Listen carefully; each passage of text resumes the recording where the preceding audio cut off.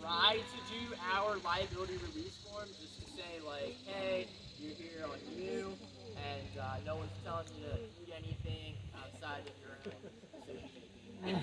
If you like roll your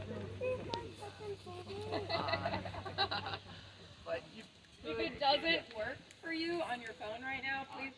So as it is still the summer, we really could find anything today. This is the highest time for diversity in the year. We will find saprotropic mushrooms, which you probably know are mushrooms that decompose wood and like plant matter.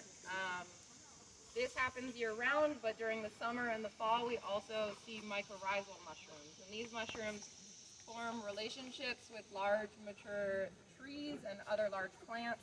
They're actually not decomposing anything. They are not decomposers. They form relationships with trees, and they help those trees pull up more water and nutrients from the ground in exchange for some of the sugars that those trees photosynthesize. So today we'll, at our ID table, we'll talk to you about which ones are mycorrhizal, and you can learn a little bit about that.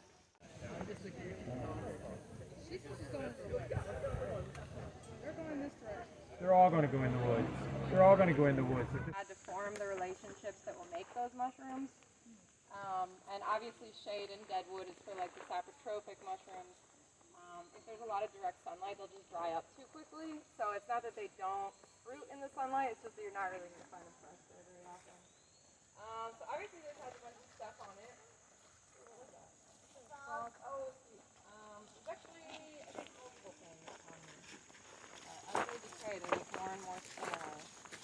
These are quite old though. I don't know if they're really worth talking about. Don't touch those, So when we are talking about mushrooms, it's important to know that a mushroom is really, at the end of the day, a structure that has been made to release spores. So they have different ways of doing that. They've created different types of surface area to be able to release more spores. So often when you're looking at a mushroom, you want to be asking yourself, where is this mushroom making spores and how is it releasing them? Because that'll help you get to an identification. So here we have this thing that was growing here. There's a lot of stuff that from the top would look just like this, but when you flip it over, you'll see that it has what mycologists would call teeth on the underside. You can pass that around. Basically, it's just like a bunch of stalactite-like formations, just things, protrusions hanging down on which there's more surface area to make those spores as compared to having a flat surface. So you can almost think of it like the inverse of pores. Instead of being a bunch of tubes, it's just a bunch of sticks hanging down. This is called the violet-toothed polypore. This is a very old version. It's been sitting here for a long time, so it's not violet colored anymore. But it's a really, really ubiquitous mushroom that you'll find in hardwood forests all over this entire area again and again and again. So you will see this one. If it were younger, the outer edge would be bright purple color, which is very cute. Wow, this is so old. That's not going to work. Let's ignore that. But if you... and that is just to keep the spores safe while they're not mature yet, basically. This mushroom is in the genus Cortinarius, named after the cortina that it has. That's the type of partial veil that it has. It's dueling puffs. So this is a little puff ball. It's making spores inside this ball, and when the spores are ready, they're really, really lightweight, and if there's any kind of wind or anything like that, they will come out and go all over the place. Or you can imagine if a raindrop hit it or something like that, or if a squirrel ran past and kicked it or something like that. It'll just puff out in the air. It can go miles and miles. They're really small. Spores are like seeds. They're just way, way, way, way smaller. And plant root. But basically, if you were to dig this out, it probably would have been like that far below the surface at least. And it has just like a thing going down. Whereas most of the mushrooms that you find, you can't see some sort of thing going down below the surface. So that's a notable characteristic of them. They're also just really beautiful. They're like a beautiful little goblet thing. They have white spores. They are edible. People eat the caps of these. They're supposed to be pretty good. This one's pretty young and quite old. But when they're really fresh and big and beautiful, they can be so pretty. They can be really big. Like this big, beautiful goblet in the woods. Udaman's yellow. One of the common names is Rooting Colibia, because it used to be in the genus Colibia. Also, beech rooter is a common name, but they often are growing with trees that are not beeches, but the rooter is part of the growing off the root situation. So, yeah. Remember we learned the term partial veil? Some mushrooms have what we call a universal veil as well. So all of the things in the genus Amanita start out inside of this universal veil, this sac that they burst out of. So oftentimes you can see parts of the sac that they burst out of on top of the mushroom because it was on top of it. So here you can see little bits of it that you can literally just pull them out all, but they mostly all do.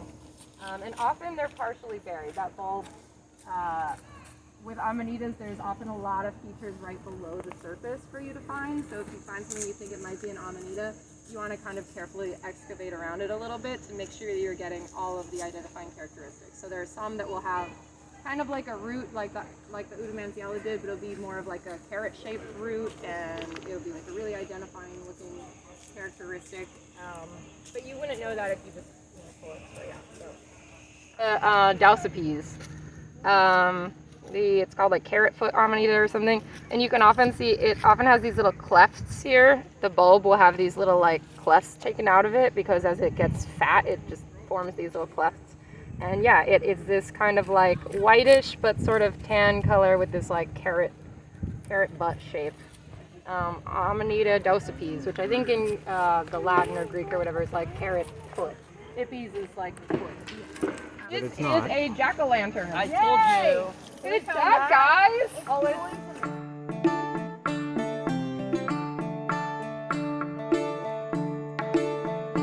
You want credit first?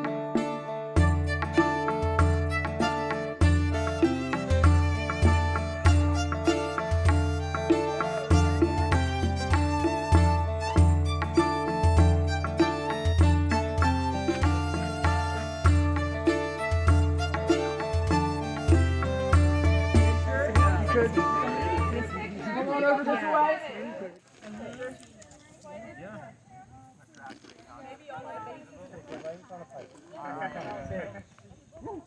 Run through some upcoming events that we have tomorrow. First Sunday of every month, we do a park cleanup at Cobb's Creek in West Philly. It's from 2 to 4 every first Sunday of the month. It's actually Beth's birthday tomorrow, so if you want to celebrate El Presidente, come out with us. We're gonna have the same kind of deal. We'll have a little picnic gathering. We're also gonna be like doing some invasive removal. We're trying to do some trash cleanup in a neighborhood in West Philly. It's fantastic, good time. We find mushrooms a lot of the time too while we're out having fun. But yeah, it's Beth's birthday. It's like the only thing she wants to do tomorrow is just help her community out, have a little trash cleanup. So if you guys have time and want to come on out, please be our guests to do so. Then following that, we have the Haverford. No, that's the thing.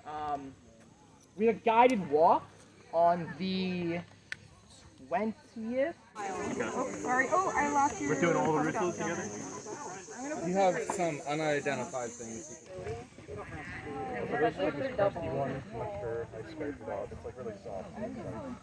Identify it and put it on our species list when it could grow up species. No, honey, this is species it is. When we just put one name, that's the genus. That means we're not totally sure what the species is, but we're sure Which one does that come from? what the genus is. Got it.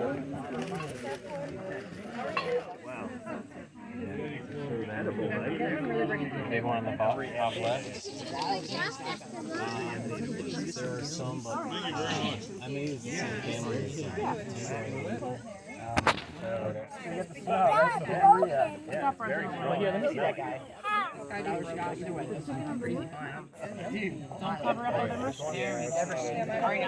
And like kind of like But guys, we're gonna bring 2 tables. Yo, we have a Reminds me of like dried.